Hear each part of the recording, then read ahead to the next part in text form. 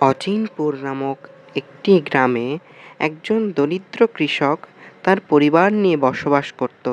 তার পরিবারে ছিল তার বৃদ্ধা মা, মেয়ে এবং তার স্ত্রী।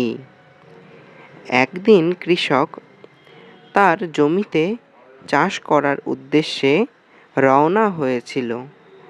সেই সময় রাস্তায় তার সাথে দেখা হয় তাদের এলাকার মহাজনের সঙ্গে, যার নাম বিল্টু শেঠ।